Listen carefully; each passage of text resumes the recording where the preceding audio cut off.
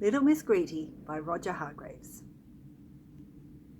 Hello boys and girls, today we're going to read Little Miss Greedy by Roger Hargreaves.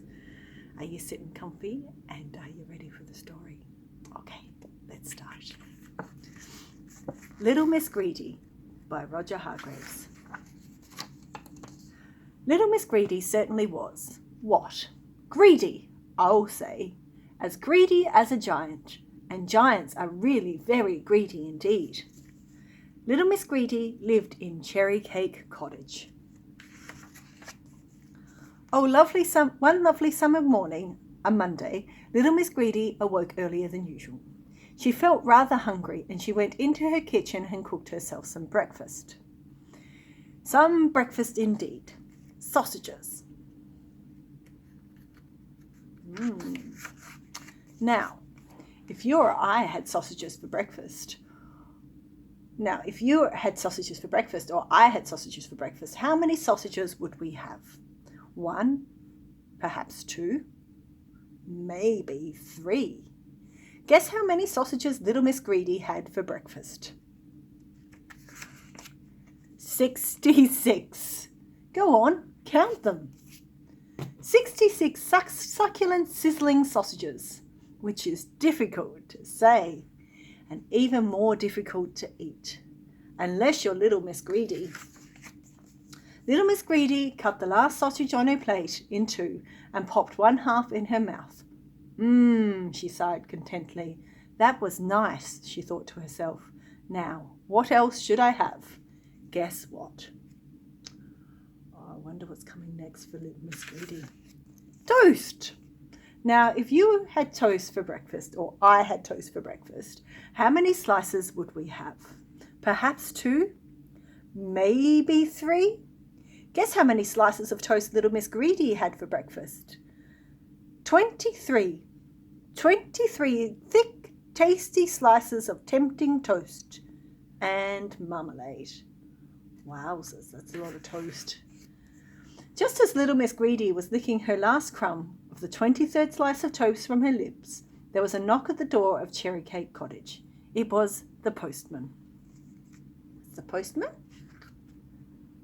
Oh, this one's really tricky. Letter for you, Little Miss Greedy, he said cheerfully. Oh, good, smiled Little Miss Greedy, for she liked it when someone sent her a letter. Would you like a cup of tea while you're here, she asked. I'm going to have one. Oh, one indeed. Just look at the size of Little Miss Greedy's teapot. So greedy. Look at it compared to the cup. Greedy. The postman had 1 cup of tea and a chat, thanked Little Miss Greedy and left. Little Miss Greedy poured herself another cup, and another after the 11 other cups she'd already had, and opened her letter. It was from her cousin, Mr. Greedy. Ooh, we know Mr. Greedy from previous stories. Dear Little Miss Greedy, he had written. He'd always wrote to his cousin this way. Next Wednesday is my birthday. Please come to tea at 4 o'clock. Little Miss Greedy was delighted. She hadn't seen her cousin for quite some time. Wednesday was a lovely day. After a little light lunch, I'll tell you what later, Little Miss Greedy set off in her car to drive to Mr. Greedy's house. But before she set off, she put something in the back seat of her car. Something large. Mr. Greedy's birthday present.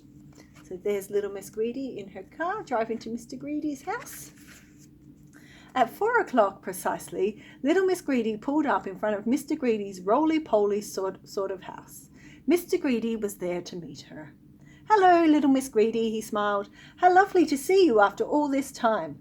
Happy birthday, laughed Little Miss Greedy, and she gave Mr. Greedy a big kiss.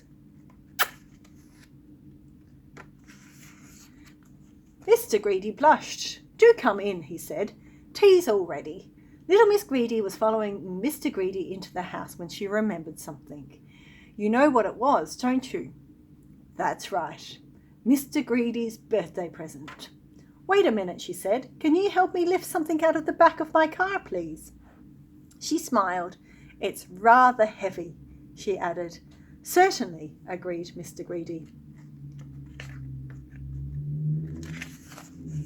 There, on the back seat of little Miss Greedy's car, was the biggest birthday cake you've ever seen in all of your life. A huge, enormous, gigantic, colossal carrot cake with thick pink icing on top and strawberry jam in the middle. I only put one candle in it, explained little Miss Greedy as he carried it into the house, because I've forgotten how old you are.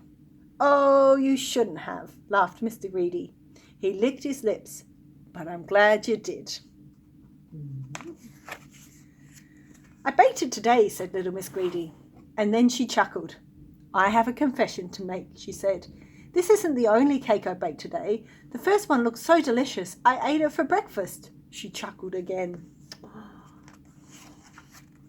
And the second one looks so delicious, she went on. I ate that one for my lunch. Mr. Greedy grinned from ear to ear. Time for tea, little Miss Greedy, he said.